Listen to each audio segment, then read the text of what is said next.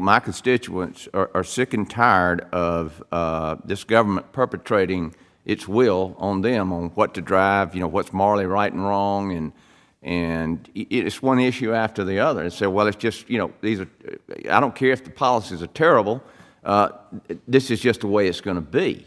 And, I'm afraid we're caught up in another one of those things here where we're talking about changing the way we feed this country.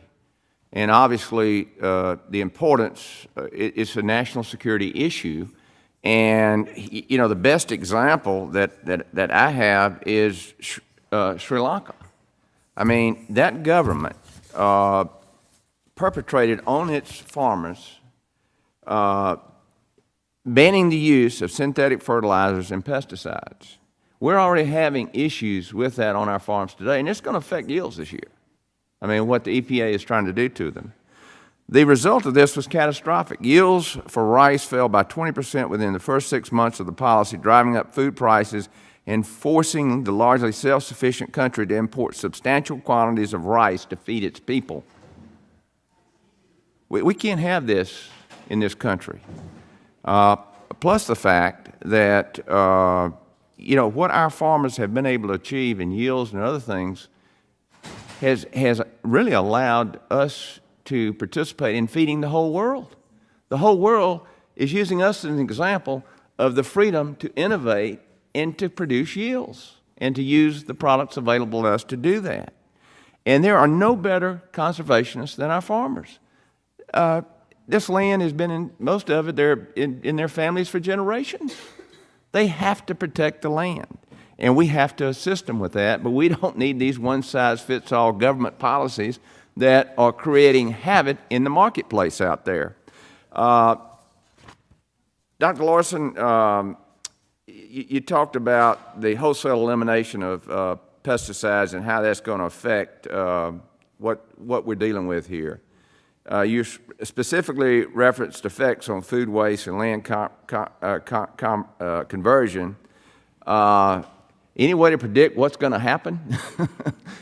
if this is, like I said, we don't want to be another Sri Lanka. Why don't I give you a personal example of when mandates have gone wrong in my own life? So I live in Boulder County, Colorado. The county commissioners passed a ban on all GMOs and pesticide usage on Boulder County open space that encompassed a lot of our sugar beet acreage because they had some folks come in and promise them that no-till organic was possible and would have better environmental and economic outcomes for our farmers.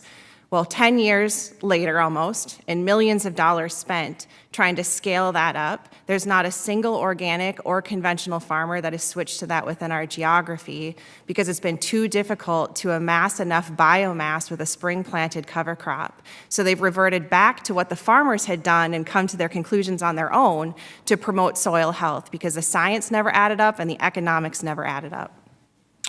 And with that objection, Mr. Chairman, I would like to submit an article for the record titled, "In Sri Lanka, Organic Farming Went Catastrophically Wrong."